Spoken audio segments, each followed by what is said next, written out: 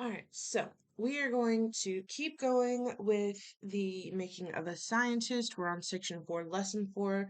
And today, what we're going to do is we're going to read chapter 18 in Hidden Figures. And we're going to start talking about Project Mercury and Catherine's role in that project. Now, we're almost done with Hidden Figures. We're going to finish reading Hidden Figures this week. And then next week, we're actually going to start the writing process for our essay. So, while we are reading today, I want you to focus on what exactly was Catherine's role in Project Mercury, what challenges did she face, and what significant first did Catherine experience in 1959? All right, so here we go. Chapter 18, With All Deliberate Speed. In 1958, Catherine Goebel and her research group took on what seemed like the world's most interesting challenge, sending a human being into space. NASA reorganized the research team so that they were doing all they could do,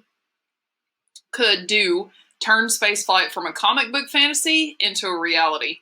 The Space Task Group, set up to be the nerve center of the new operation, was made up of many engineers and female computers from Catherine's group, the Flight Research Division, and PARD, the rocket specialists. The new group decided that their first space mission needed an appropriate name, so they decided to call the effort Project Mercury, named for the god of travelers in Roman mythology. The space program brought a lot of attention to Hampton, Virginia. Unfortunately, even as the engineers and mathematicians at Langley embraced the future, the state seemed stuck in the past, unwilling to let go of its segregationist policies. Virginia's legacy as the birthplace of humanity's first step into the heavens would have to compete with its embarrassing reputation as the country's most outspoken opponent to the integration of public schools.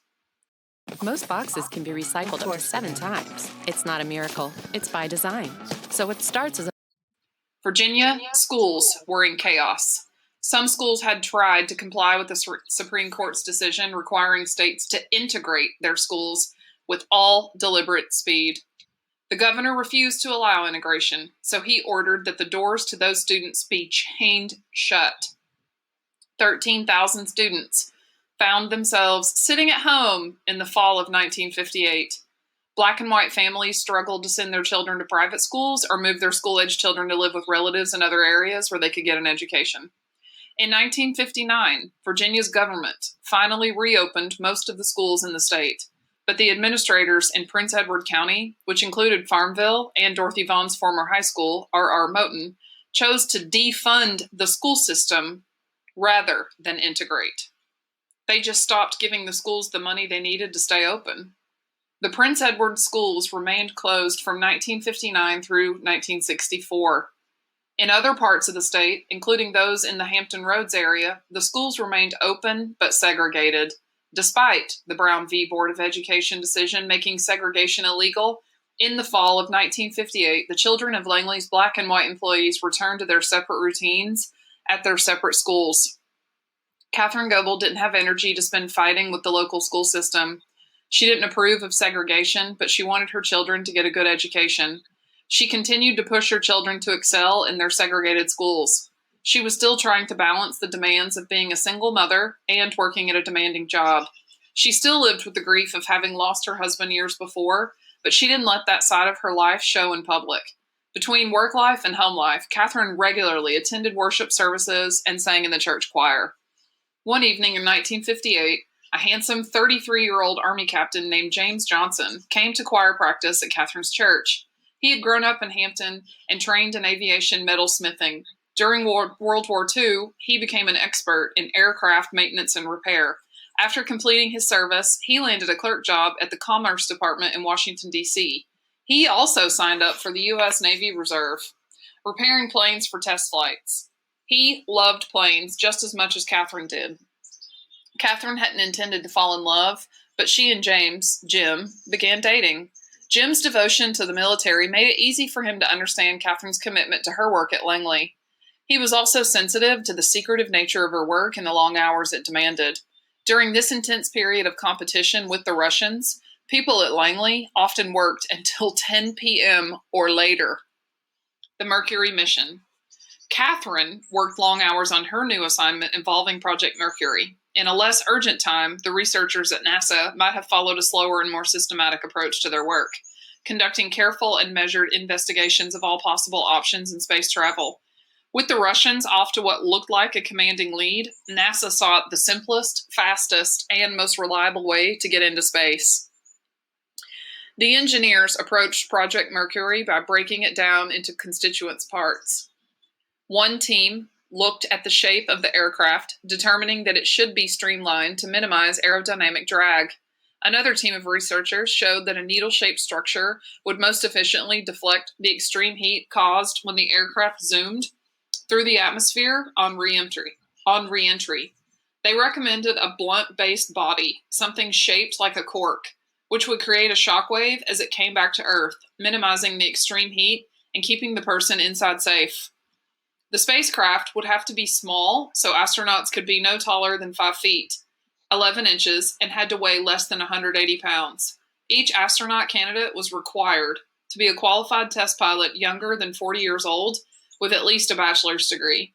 After months of searching, NASA selected the final crew. In 1959, NASA held a press conference to present the Mercury 7 astronauts to the world.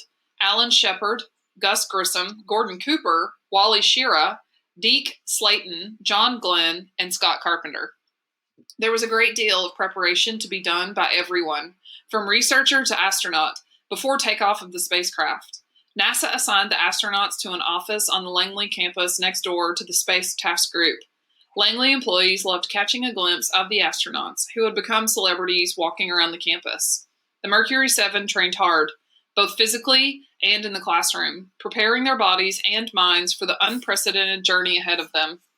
While the astronauts were preparing for this important mission, Catherine Goebel had to calculate the flight trajectories. In other words, she had to plan the exact path that the spacecraft would travel across Earth's surface from the moment it lifted off the launch pad and flew through the atmosphere and into space until it splashed back down in the Atlantic Ocean. Project Mercury required so much work that the Space Task Group, which coordinated all aspects of the space mission, relied on other divisions at Langley and at other NASA centers to help carry out their gargantuan task. Day after day, the team pored over equations, scrawled ideas on blackboards, evaluated each other's work, erased it, started over. Catherine's new job, trajectory analysis, involved the study of how a projectile moved through space, both here on Earth and in outer space. This work was similar to that done by other female computers who spent thousands upon thousands of woman hours computing mathematical tables, which soldiers used to figure out how to fire their weapons and hit their targets. The Space Task Group decided that the best way to send the first person into space was with a simple ballistic flight. The capsule would be fired into space like a bullet from a gun or tennis ball from a ball machine. The first spacecraft would not have any propulsion of its own. The capsule would go up, then come down and land in the Atlantic Ocean. Where the capsule landed depended on where it was launched. The calculations had to be exact so that the astronaut would return close enough to waiting U.S. Navy ships to be quickly hoisted out of the water and pulled to safety. Catherine understood that carrying out an orbital mission would be more difficult than the simpler ballistic flights. The team would have to plan the journey so precisely that the spacecraft would pass through the atmosphere, hurtle along in a looping circle around the planet, and land in exactly the right place. "Let me do it," Catherine said to her boss. Working as a computer, or math aide, as the women were now called under NASA, Catherine had proven herself. She was older than many of the engineers she worked with, but she matched them at every turn for intelligence, enthusiasm, and work stamina. "Tell me where you want the man to land, and I'll tell you where to send him up." Catherine knew the math as well as anyone else on the team. An engineer named Ted Skopinski was assigned to the task of preparing the research report, and as his computer, Catherine assisted him. He thought she was smart and he respected her work, so he gave her the opportunity to take on challenging assignments. She had to consider factors that were unique to an orbital flight. For example, she needed to take into account the fact that Earth isn't a perfect sphere, but a little bit squat, like a mandarin orange. She also had to factor in the speed of Earth's rotation. Everything had to be spelled out, quantified, and identified. Over the months of 1959, A 34-page research paper began to take shape. It was remarkably complex, filled with equations, charts, and tables of calculations. Catherine should finish the report, said Ted, the engineer she had been collaborating with. She's done most of the work anyway. Catherine's boss, Henry, had a reputation for being less than supportive of the advancement of female employees, but Ted encouraged her to put the finishing touches on her report. Her boss grudgingly gave in after Ted made the case for her. The report was titled Determination of Azimuth Angle at Burnout for Placing a Satellite Over a Selected Earth Position. After 10 months of editorial meetings, analysis, recommendations, and revisions, the report was published in September 1960. It was the first time a woman working in the aerospace mechanics division had managed to get her name on a research report. For Catherine, the completion of the report marked the beginning of a new phase of her life, not just at Langley, but at home too. Somehow, during the long days of 1959, she accepted an offer even more enticing than being invited to the editorial meetings at work. Jim Johnson asked her to marry him. The couple wed in August 1959. When she put her name on the final draft of her first research report, she signed her new name, Catherine G. Johnson.